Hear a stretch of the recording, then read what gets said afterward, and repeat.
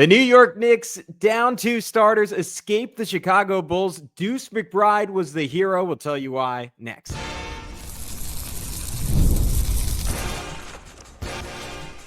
You are Locked On Knicks, your daily New York Knicks podcast, part of the Locked On Podcast Network. Your team every day. Hey, what's up, guys? You are Locked On Knicks. I'm Gavin Shaw, your Saturday co-host of the Locked On NBA podcast, and of course, a longtime credentialed media member. He is Alex Wolf, editor-in-chief of the Strickland, the greatest Knicks website in the whole wide world. You can check them out on all forms of social media at thestrick.land. And of course, this is Locked On Knicks, part of the Locked On Podcast Network, your team every day, your daily podcast on the New York Knicks, giving you the most detailed insight on your favorite team 5 days a week. And be sure to join thousands of other Knicks fans in subscribing on both YouTube and your favorite podcast platform for the best insight on your favorite team every single day. We're going to get into an exciting win in just a sec, but before we do, I wanted to remind you that today's episode is brought to you by FanDuel. Right now, new FanDuel customers get $150 in bonus bets if you win your first $5 bet. And of course, the Locked On Knicks podcast now has a newsletter, the one-stop shop for ultimate team and league coverage delivered right to your inbox. You can sign up for free now and always at LockedOnDaily.com. It's LockedOnDaily.com, and start your day with the all-new free Locked On Knicks newsletter. You get writing from Alex and I, our team of national writers here at Locked On, and of course, Josh Lloyd with the latest and greatest in fantasy basketball. On today's show, the Knicks come out a little bit rusty. Luckily, the Chicago Bulls were a bit rustier as the Knicks. You could call it great defense. You could call it tough shot making from the Bulls. They hold them to under 40 until a minute left in the second quarter in this one.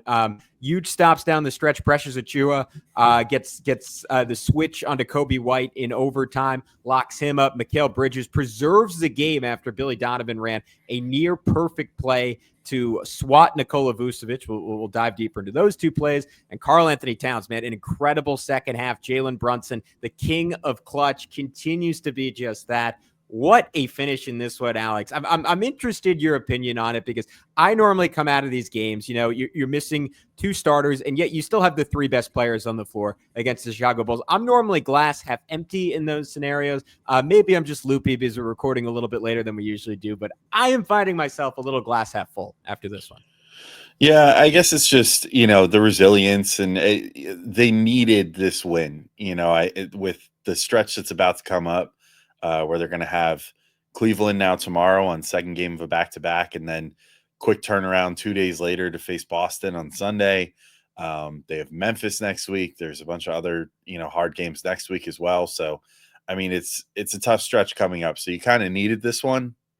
So I think it's more, for me at least, just like a sigh of relief after winning this game, just like, okay, it got a little close for comfort. It always, like you said, it always does against the Bulls for some reason. I don't know why. I don't know what it is. I don't know if it's just Billy Donovan or something. They always seem to like shoot above their heads, I feel like, is the theme. And in the first half, they were terrible. And in the second half, like Josh Giddey made 4 threes. Like, and that just doesn't normally happen. Yeah. I'm sure Wally Szczerbiak had I didn't watch the post-game show, but maybe he had something to say about that.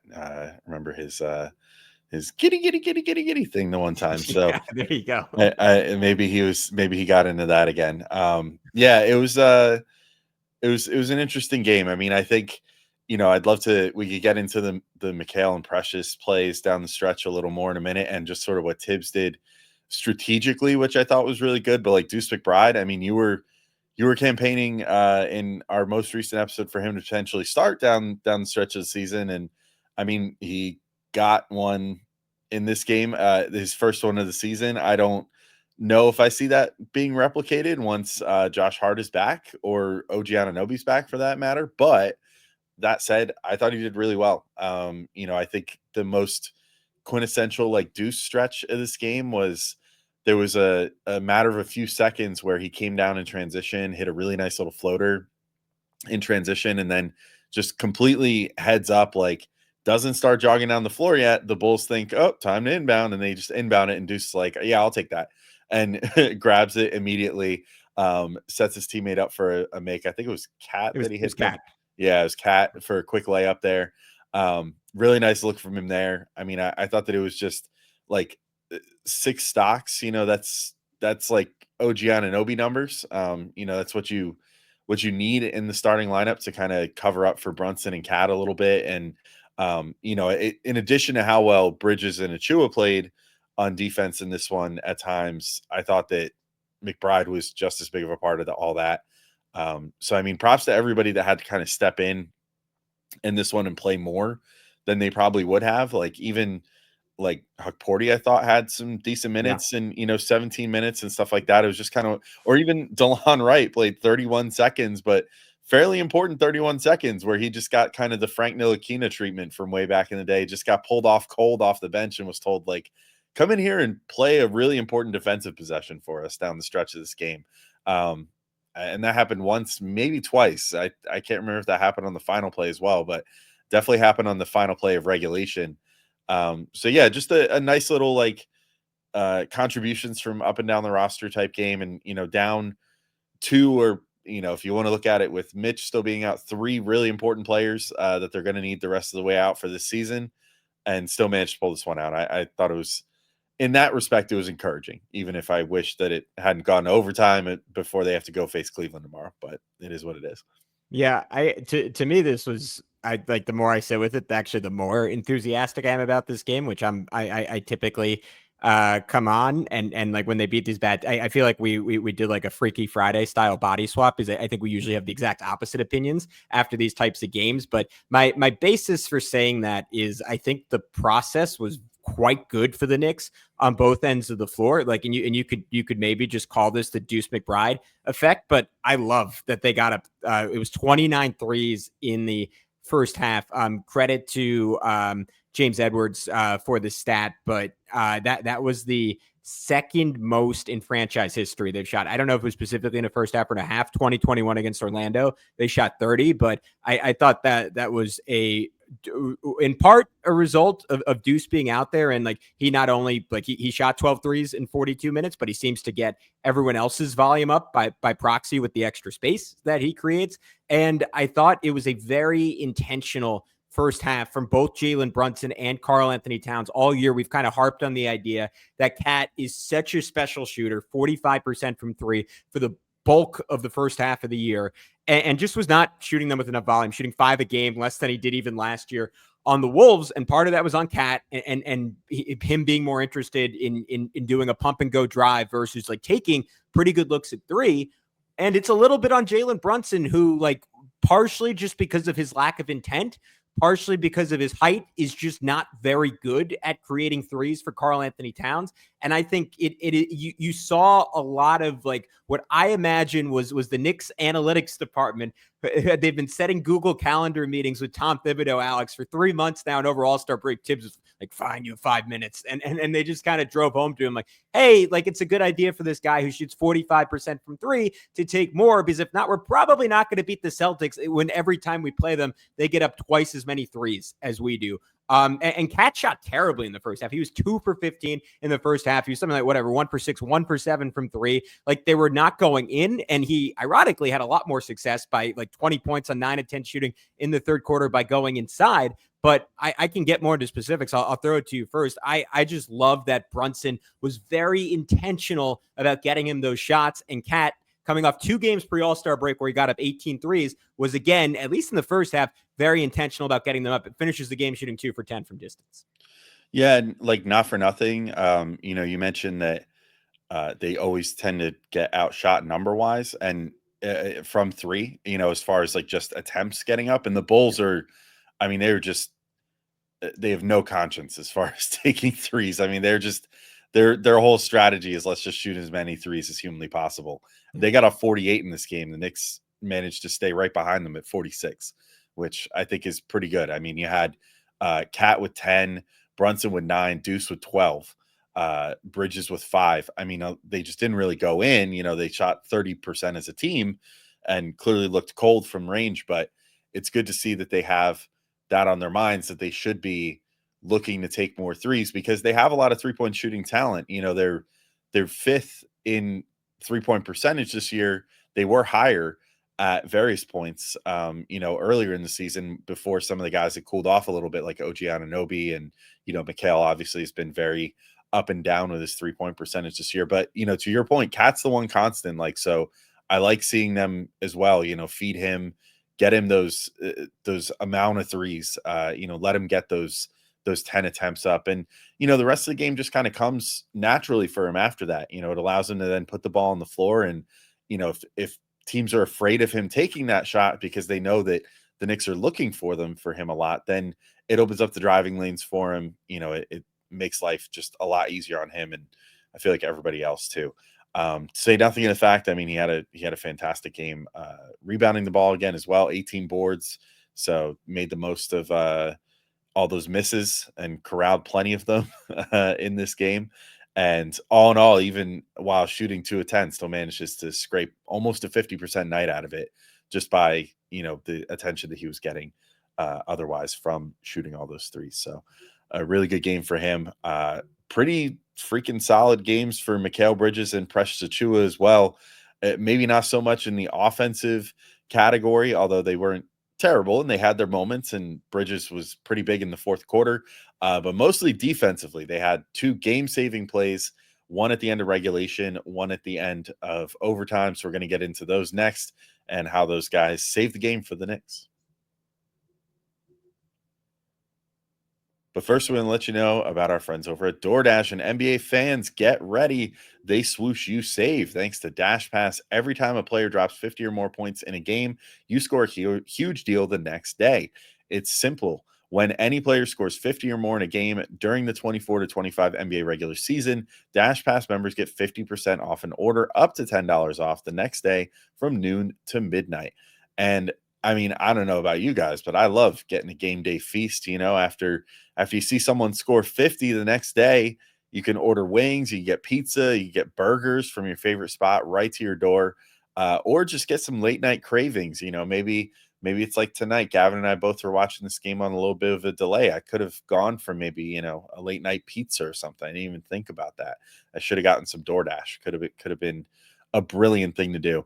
But if you want to check it out, sign up for Dash Pass and be ready to save. When any player scores 50 or more in a game, Dash Pass members get 50% off an order the next day, up to $10 off. Just use promo code NBA50 from noon to midnight after a 50-point game on eligible offers at participating merchants. Must have an active Dash Pass account.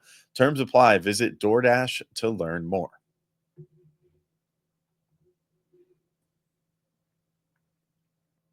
All right, Gavin, we're back in to keep talking through this game. And I teased it before we went to break. And I thought these were probably my 2 favorite moments of the game. 2 huge defensive stops for the Knicks in this one. Mikal Bridges, end of regulation. He gets stuck on Nikola Vucevic, and Vuce was just like, I kind of thought that he was going to big boy him. It was like they were looking for Kobe White or someone like that off the inbound, and then just kind of got it right to Vooch, and it was like, oh no, like how did this get left here for the Bulls to just get this ball right to him with only Bridges on him? And you got the feeling that in a different scenario, this would probably be OG Anunoby on this assignment, but given the personnel that the Knicks had at their disposal, it's Mikal Bridges. Vooch was a little too lax with it though, and goes up and goes for what he thought was just going to be a nice, easy little layup. And Bridges uses every bit of that crazy wingspan that he has, gets a hand up there perfectly, just blocks the crap out of that shot, clears the ball out. So with only 2 seconds to work with, Chicago has time expire on them with the game tied, and then the Knicks end up going to overtime. And then, of course, the Knicks go on a nice run in overtime too, and seem like they have a nice, comfortable lead to work with. And then that doesn't last either. They end up having to defend the final possession, only up 2 points. And Kobe White brings the ball down, gets the switch he wants, which is getting Precious Achiuwa onto him. And then Precious just played one of probably his best defensive possessions that he's played as a Knick, I feel like. Yeah. I don't know enough about all of his possessions for his whole career to say for his whole career, but I maybe I'll be presumptuous and say probably one of his better in his career. Just gets stranded on an island against Kobe White, and you're looking at it and you could see Kobe White trying to kind of break him down off the dribble, and he gets by him a little bit, but Precious doesn't reach in, keeps his hands at a respectable distance, but keeps moving his feet, keeps getting back in front of Kobe, and then does manage to get back in front of him despite getting kind of blown by a little bit. And then that forces Kobe to panic, makes a pass to Vooch, who then turns around and takes an ill-fated fading jumper from the inside that doesn't even touch anything. And the Knicks win the game. I just thought two great defensive possessions, and ones that the Knicks, desperately needed in this game, where the wheels were kind of coming off. And we've obviously seen how this happens against Chicago in the past. Sometimes that's just how the cookie crumbles against these Bulls teams for the last like 5 years for whatever reason. Where they're just never easy pickings for the Knicks and always hang in right until the final buzzer. And the Knicks kind of always need plays like this down the stretch against the Bulls. So it's nice to see two different guys get their moment to kind of make those happen and not walk away with heartbreak for once against the Bulls, like has happened in the past sometimes. Yeah, Knicks were pretty comfortably in control the first half of this one. I was leaning more towards them pulling away, but much like that Hawks game, a undermanned team that should nominally be worse than you had a big comeback. But I said it before. I thought unlike the Hawks game where the Knicks defense just crumbled, I thought this one was a lot more about just Chicago making shots. 11 of 21 from 3 in the second half. And it was pretty much the same looks they were getting the first half. And those looks that just weren't going in started falling down the stretch. And Chicago got to like multiple leads inside the final minute. Like it was some big shot making from, specifically Jalen Brunson. Like we didn't even mention like his heroics yet. Like again, like it feels like this has happened like the last 2 months. Maybe this is the 6th time he's made like a step back jumper inside the final 2 minutes, just danced on Dosunmu, tied it at 104, elbow step back, just such a clutch play. And the Knicks, I really loved what they did basically from the first quarter on in this game, where they had Precious Achiuwa guard Vucevic, and they kind of hid Karl-Anthony Towns on Matas Buzelis, who may be still embarrassed from a not so great showing, to put it kindly, at the dunk contest. He was pretty shy to go at Cat. He was pretty shy to set screens, and that let Precious be the guy in the action. And that almost, well, not that specifically, but it almost backfired, because on that final play, how you got Vucevic on Mikal is like they were just so comfortable saying, "Oh, switch it, Precious, go switch onto Kobe White," when they set that screen. And then, of course, it's Vooch pinning Mikal, probably is whatever, 50, 60 pounds on him. And to your point, Mikal makes a great play. And then, look, we've been talking about it since they got Precious. Easily his best skill on the basketball court, in my opinion, is as a switch big. And he did it to perfection against Kobe White. And I wish the Knicks, if they are going to continue to play him after Mitchell Robinson comes back, I hope they really lean into that aspect of his game, because I just think that is what he does best on a basketball court. But before we totally move on from them, I wanted to like just focus in on both Jalen and Cat a little bit more. Cat, like on an early, like this was a really nice play. It was a Brunson dribble handoff to Cat, and he hit a corner 3. This was a crazy number that I am just completely ripping off from our friend at Knicks Film School, Benji Ridholtz. That is only his 6th corner 3 that he's made all season, which is wild. But like credit to Brunson for recognizing that and getting him the ball. And then they had another one that was like, I gotta find it in my notes, but it was just like this great 2-man game where Brunson made a behind, like Brunson basically had both defenders, behind the back pass to a trailing Cat. Cat drives, and then Brunson relocates to the wing. Cat just hits him on a hook shot out to the right wing. Brunson drills it.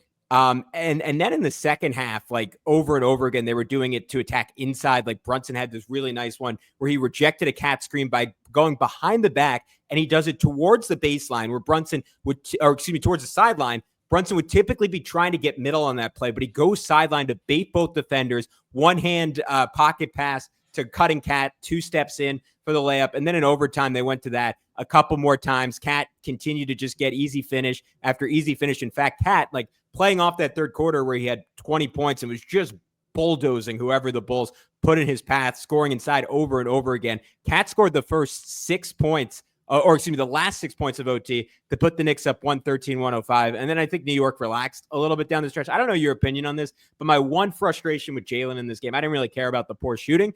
He consistently at the end of games, and maybe he was just tired, Alex, but he will almost take the air out of the basketball and start playing prevent defense. And the Knicks were starting these possessions with like 16 seconds left on the clock because he just walks the ball up the court. like doesn't rush. And like maybe that's what Tom Thibodeau tells him to do. But in a one possession game, I just don't see the logic of that. I think you just have to keep playing basketball. And I thought it gave the Bulls an avenue to come back late.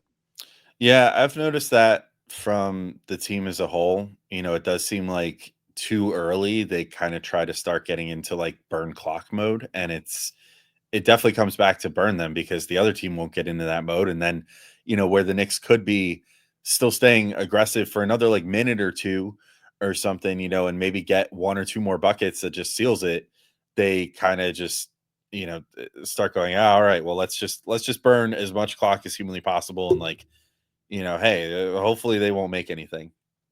And it gets to be a little much at a certain point. And, I do wish they would kind of break that habit, but that's part of them being a slow paced team too. I don't feel like they do that the whole game. They typically come out and they do try to run on teams early. And, they'll try to kind of set a tone that way. And then later in the game, yeah, they start doing the like roll the ball up the court thing, like the, to stop the shot clock from starting and let the clock run a little more. And like, then Brunson will pick it up and he'll stretch every second of a backcourt violation, of a timeline violation, and then get up there. And then it kind of takes a minute for them to get into their set. And yeah, but to your point, by the time they finally get a shot off, it's like, well, they're trying to run like almost like a 7 seconds or less kind of thing. You know what I mean? But like the other way around, rather than trying to get it done in the first 7 seconds, it's like suddenly they're in the final 10 to it's 17 seconds or later is the offense. Exactly. Yeah. The 17 or later offense. So, yeah, it's a little bit of a tough look. I do hope that they kind of look to get away from that, or at least just adjust what the, if you want to like make a football reference about it, like how the, football coaches have like the sheet that tells them what to do on everything and like what to do in every situation. Like just adjust the sheet a little bit and be like, hey, maybe we should make sure before we start doing that, they're up like at least double digits, and like under 5 minutes or something like that. And then you could start trying to burn clock a little bit, but like probably be careful about that even, because it's not a league where 10 points is a hard deficit to make up anymore. That's 3 3-pointers. And if you're not ready, like guys will hit that on you in transition and everything else. So, but yeah, Gavin, there's still a little bit more to talk about in this game. Some closing notes to get through. Maybe a little bit of Tibbs' strategy. I did kind of enjoy what he did at the end of this game, which was how to get those final stops. So let's talk about that in just a moment, and some closing notes before we close the door on this first game back from break. But first, we want to tell you about our good friends over at FanDuel. When the game tips off, the NBA action is just getting started, and there's no better place to get in on it than FanDuel, America's #1 sportsbook. With FanDuel, you can place live bets throughout the game. So even if you miss the opening tip-off or want to bet on a fourth quarter comeback, you can stay in the action. And if you're looking for a bigger payout, you can even combine your live bets into a same-game parlay. I love using FanDuel's live betting feature because it keeps every moment of the game exciting. Whether I'm backing my team for a late-game rally, the New York Knicks tonight, or picking a player to hit a clutch 3, Jalen Brunson, every night, I never feel like I missed my chance. Plus, the app is easy to use, and when you win, you get paid instantly. Right now, new FanDuel customers can get $150 in bonus bets if your first $5 bet wins. Just visit FanDuel.com to join today. That's FanDuel.com for your shot at $150 in bonus bets. Make every moment more. FanDuel, the official sports betting partner of the NBA. Hey, what's up, guys? We are back on Locked On Knicks, third and final segment, about to get rolling. I wanted to hit on Deuce one more time. I want to make sure we do him justice. 23 points, 6 rebounds, 3 assists to your point, 3 steals. I didn't even realize he finished with 3 blocks in this game. To your point, positively OG Anunoby-esque. The defense almost stood out to me more than the offense. Like second possession of the game, he just casually picks Josh Giddey's pocket when he was trying to blow by him. That was amazing. Like had another one where like he knocked away a pass to Kobe White, ran it down for a jam. My favorite defensive play was in transition. Josh Giddey tried to go up for a layup, and Giddey is 6'8". Deuce is realistically like 6'2", maybe even 6'1", and Deuce just like elevated to go up and get the block. It reminded me of what you see from Ja Morant at times. And Deuce has some sneaky hops. Like we've seen him throw down some monster dunks, but that was almost more impressive defensively than anything I've seen from him offensively jumping this year. And then just his ability to hit that transition, like run up three, like his footwork is so good. Had 2 of those in regulation. And then in overtime, like that late shot clock ISO step back 3, I believe. Yeah, that was their first make of OT after the Bulls went up by 2. Kind of felt like Chicago had some momentum. I just thought that was a really big shot by him. And perhaps you're right. And we don't see him starting again. I really like what he brings to the lineup as just a consistent outlet in that right corner. And look, this is cheating a little bit because it's not it's not the same as having Josh Hart there, but you can see when Precious is out there how the offense is just strangled because like Brunson will run a pick and roll with Hukporti, for example. And if you're a defense, you can cover everything up. You can leave 2 on Brunson and you can rotate off of Precious in the corner to stop the roll. And then when it's Deuce in there, like the Knicks were finding all these late shot clock threes just by getting it to him in the corner. And I would love to see that kind of outlet with Mikal, with OG, with Cat. When you have your full powered offense, I just think as good as they've been offensively, this your second best offense in basketball, there is an even higher ceiling. And my gut instinct is you're going to need that ceiling to win in the playoffs. So I'm going to continue to stand for Deuce in the lineup. I thought he was amazing tonight. Maybe his best game of the season. Yeah, I would say probably given what they needed out of him, given the stakes and everything else, the fact that they needed him to step in and be a starter in this game, like I would say probably his best game of the season so far. Yeah. I'm with you. I do appreciate what he brings to the lineup. I think I will just say there were times where I felt like for as much as they enjoyed having Deuce's spacing in the corner, which is nice and something that you can't get out of a Josh Hart, there were certain possessions that I watched in this game, particularly as things were kind of like getting sloppy at points, you know, in the various points where they went like 0 for 10 or whatever, where I couldn't help but watch and be like, man, they kind of are missing Josh Hart in this lineup right now because they just didn't have that like secondary ball handling presence out there that they've become pretty reliant on in Josh Hart, where, you know, he's the guy that you can have, you know, if they're throwing a lot of attention at Brunson, you know, you can have Hart come down there, or even if they're not throwing a lot of attention at Brunson, like that generates catch and shoot opportunities for Brunson, which are always valuable. Like he shoots, I mean, I went over the numbers recently, like over his last like 10 games or something prior to this one, he was shooting like 55% on catch and shoot threes or something like that. So I guess that's my only thing in terms of, but you know, that this isn't like an either or proposition either. Like it's just 2 guys that can get a lot of playing time situationally, depending on what you need out there.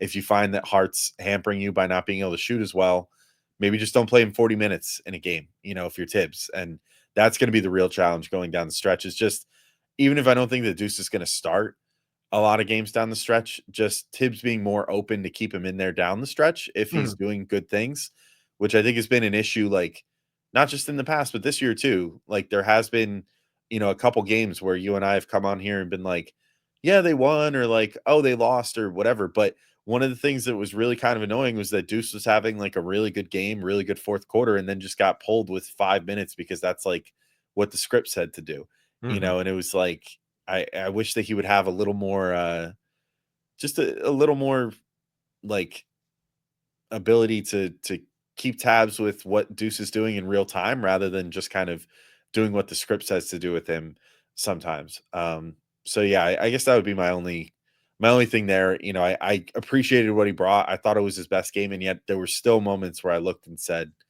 you know, Josh Hart would probably be a little more useful here right now. But he could have also been in there for Precious in some of those situations, and you could have had both those guys out there. And that's sort of the flexibility that you'll hopefully get once this team is fully healthy. And, you know, hopefully we start seeing that within the next like week or so, where all these guys could be out there and we could start seeing some of these like more interesting lineups with a full deck of cards to play with. Yeah, 100% agreed. And I think they definitely missed him just kick-starting transition. I didn't look, but I would imagine the Knicks did not have a lot of fast break points in this game. The Knicks had 17 fast break points. So that thought Chicago only had 8. So you know what? Shout out to the remaining Knicks. I didn't, and a lot of that was Deuce like making plays defensively. Like Mikal Bridges, like again, like if there were no Cat, no Brunson, like he would nominally be the best player on the court, and he was just like absent, like could not find an easy shot to save his life. And then I feel like beyond the block at the end, totally redeemed himself at the start of the fourth quarter, made 4 straight jumpers, like had one where he just caught it like off of a really good Huck Porty screen, or this was just a smart play for Huck Porty as a rookie, like off ball, waved for Mikal to come over, screen for him, Mikal curled off it, and this is what Mikal will do when he starts to feel himself a little bit, push dribble to get it to the elbow. You saw that play against the Spurs over and over again on Christmas Day, hit the elbow jumper, had another beautiful one where he snaked a Huck Porty screen, got to the foul line, and then off of an inbounds play, off of it was another Huck Porty screen, dribble, kick, spray to Shamet for 3. That would be my counter argument to Hart's initiation, is that I think the Knicks should just put the ball in Mikal Bridges' hands a little bit more, especially against opposing bench units. Final note for me, and then if you have anything to close out on, we can end it there. I thought this was a brilliant defensive game from Ariel Huck Porty. Again, the stats were not really there, but just a couple of just eye-opening plays where he had this great rotation off of Jalen Smith in the corner when Cat got beat by Buzelis, and then just textbook verticality to force a wild attempt from the Booze man. And then Hucky Bear had another play where he switched onto Kobe White, stood him up, forcing him to pick up his dribble, then switched on to Dosunmu on the other end of the court, gets into his chest, and he loses it out of bounds, capped off the night with just an absolutely nasty swat on Kobe White. And look, this is a big name to throw out there, and he's not doing it just because that was a much worse team, so this guy got much more opportunity. But there are some rookie Mitch vibes with how good he is at switching out in the perimeter, how solid he is at the rim. And like the blocks are not like the baby blocks you see from Cat or Precious. Like he gets those mean blocks that we really haven't seen since first 3 years of Mitch. And look, that is a high bar. I don't know if he'll get there. He's still very inconsistent in his positioning, but I've just seen some flashes that have me really encouraged that this guy is going to be a rotation player sooner rather than later for the Knicks. Yeah, the one with the where he just had that like super emphatic one that he just like spiked. Mm-hmm. That one was fun. That was a fun block. I'm still reeling from Hucky Bear. But I kept going in the chamber. I was waiting for him to get back out there. I mean, geez, what a term of endearment. But I agree. I thought it was a really good few minutes from him. I think the one thing that maybe he needs to work on, he is really enthusiastic about getting the switch, but like I'm trying to remember who it was that he was trying to switch on to help Precious, but like he Precious was guarding someone, and then the action dictated that Huck kind of like help out a little bit, but he probably should have stayed on Vooch, and he didn't. And then, rotated out to that guy. I don't think it ended up burning the Knicks on that one, but they essentially threw a double at maybe it was Kobe White on that particular play. But it was just like a little bit of Huck still being just a little too enthusiastic about like the switch and like, I got this, dude. Like, nah, man, like go back and stay with the bigger guy. Like you're the bigger guy. There's some puppy energy for sure when he's got a little bit of puppy energy, yeah, still. And he's important to remember, he's a rookie, he's a really late draft pick. Like, there's gonna be some inconsistencies, but I will say, like, at this point in his young career, I already have like more hope that he's going to turn into like a consistent rotation player in like a year's time than I did with like Sims, for example. Like there's other little things that like Sims didn't bring to the table. Like Sims had his defensive moments or whatever and the rebounding moments and stuff, but like Sims never hit like a nice little lefty floater in the lane, and that's like that stuff that Huck Porty does. Like he did one of those in this game, and like he clearly has that level of touch. I think he just needs to basically figure out all of the X's and O's of things, figure out where his feet go, where his hands go any given time, and the rest of it's going to kind of fall in place for him. So I'm with you. It was a really nice showing for him.